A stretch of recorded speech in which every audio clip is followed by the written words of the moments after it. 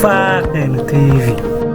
Twongeye kubasuza kuri YouTube channel yacu. Iyi ni YouTube channel ushobora kubonaho amakuru agezweho kandi agezweho ako kanya, aho tugiye kuzinduka tubabwira amakuru agezweho muri iki gitondo. Ya mbere turanyarukira ku kinyamakuru igihe.com, aho cyanditse giterura kiti Ngoma abagizi ba nabi baciye umuturage umutwe barawutwara. Muhawe n'Imana Jean Pierre baciye umutwe n'abantu bataramenyekana, bikaba bikeka ko bawutwaye nyuma y'aho abaturage n'umuyobozi w'inzego z'ibanze biriwe bawushakisha bakawubura. Uyu mugore w'imyaka 29 y'amavuko yiciwe mu mudugudu wa Mukirimba, akagari ka Kagarama, umurenge wa Rurenge, mu karere ka Ngoma, mu gitondo cyo kuri uyu wa kabiri. Amakuru yatanzwe n'umuturage wagiye guhinga agasanga mu murima we hari umurambo. Munyamabanga nshingwabikorwa w'umurenge wa Rurenge Mapendo yamenyesheje igihe aya makuru avuga ko umudamu basanze umurambo we ahantu mu gihuru ariko udafite umutwe. Yagize ati,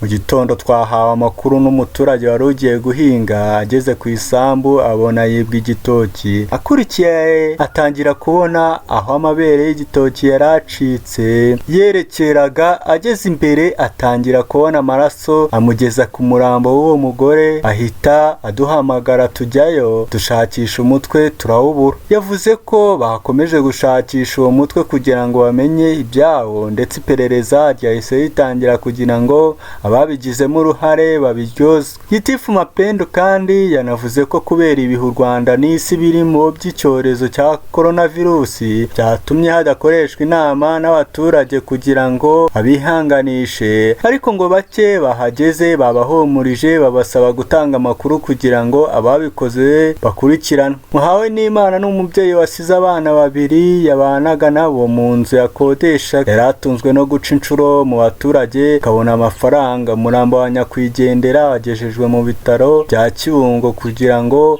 ukorerwa isuzuma. Tunyarukiye nanone ku kinyamakuru igihe cyateruye kigira ati, Perezida Trump yahaswe ibibazo n'abanyamakuru ahita ahagarika ikiganiro bagirana. Perezida wa Leta Zunze Ubumwe za Amerika Donald Trump yahaswe ibibazo n'abanyamakuru kuri uyu wa mbere, biramurakaza ahita ahagarika ikiganiro bagirana. Icyo kiganiro cyaberaga mu busitani bw'ibiro bya Perezida Rose Garden, cyari cyitabiriwe n'abanyamakuru batandukanye bashinzwe gutara inkuru zo muri White House. Ikiganiro cyahagaritswe ubwo yari amaze kubazwa n'umunyamakuru Weijia Zhenjiang wa CBS mpamvu Amerika ishishikajwe no kwigamba kuza imbere mu gupima abantu benshi coronavirus, aho guhangayikishwa n'abagera ku bihumbi 80 icyo cyorezo kimaze guhitana. Weijia ni umunyamerika wavukiye mu Bushinwa ariko aza kwimukira muri Amerika ubwo yari afite imyaka 2. Mu burakari bwinshi Trump yamusubiza ati, ndakeka icyo kibazo wari ukwiriye kukibaza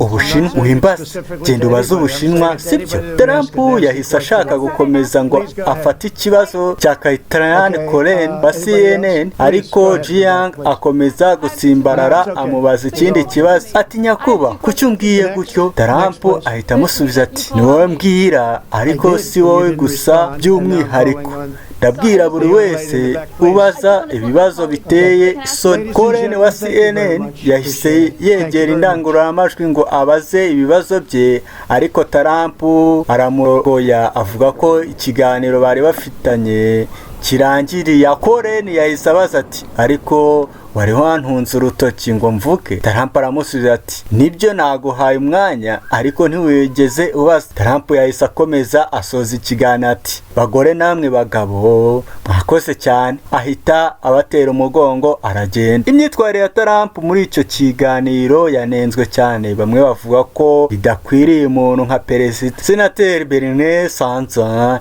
yamunenze avuga ko ari umuntu uhora yumva ko icyubahiro cye kigomba gutesha agaciro abandi. CNN yatangaje ko hari n'abavuze ko amagambo Trump yabwiye Jiang ari irondaruhu kuko akomoka mu Bushinwa. Si ubwa mbere Jiang yibasirwa mu biro bya perezida wa Amerika kuko no muri Werurwe yavuze ko hari umukozi muri ibyo biro wamwibasiye amushinja kuba umwe mu bateje coronavirus. Hari abandi bavuze ko Trump muri kamere ye asuzugura abagore, ko bikunze kumubaho gutesha agaciro abanyamakuru b'abagore iyo bamubajije ibibazo. Ngaho nguko rero imyitwarire ya Trump idashimishije, aho akomeje guca ibintu, aho umunsi yashize avuga ati njyewe sinzongera kwambara agapfukamunwa, ngendeye igihangange, nta muntu nduta muri mwese, ndetse n'abamikazi ntago banduta, njye rero sinzamara agapfukamunwa uko byagenda kose, njye sinzambara agapfukamunwa. Ngaho nguko rero umva imyitwarire ya Donald Trump muri iki gihe isi yugarijwe na coronavirus. Twarangiza tubabwira ngo mukore subscribe kugira ngo mujye mubona inkuru zacu ko tuzishyizeho ako kanya.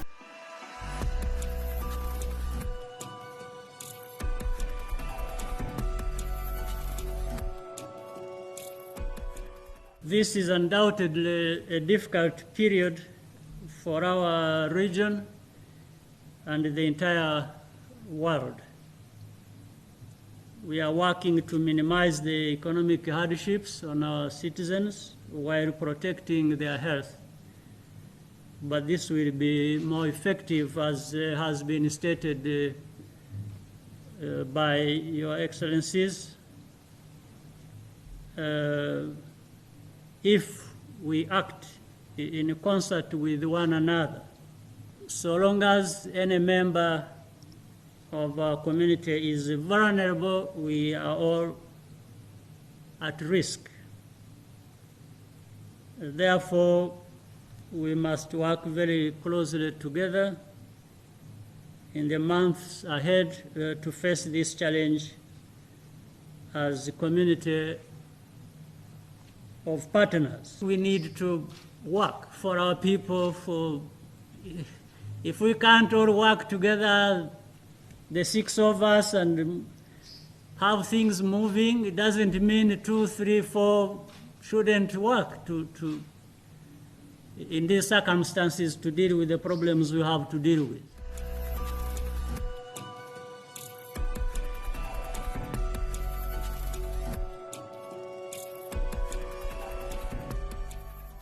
Go ahead, please.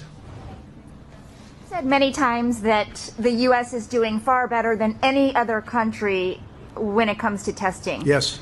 Why does that matter? Why is this a global competition to you if every day Americans are still losing their lives and we're still seeing more cases every day? Well, they're losing their lives everywhere in the world. And maybe that's a question you should ask China. Don't ask me, ask China that question, okay? When you ask them that question, you may get a very unusual answer. Yes, behind you, please. Sir, why are you saying that to me specifically? I'm telling you. I'm not saying it specifically to anybody. I'm saying it to anybody that would ask a nasty question like that. That's not a nasty question. Please go ahead. Why does it matter? Okay, anybody else? Please, go ahead in the back, please. I have two questions. No, it's okay. But We'll you go pointed here. to me. I have two questions, Mr. Next, President. next, please. But you called on me. I did, and you didn't respond, and now I'm calling on Sorry, I just the wanted young to, lady in the back, please. I just wanted to let my colleague Okay. finish. But can I ask you a Ladies and question, gentlemen, please? thank you very much. Appreciate Will it. you call Thank you my- very much.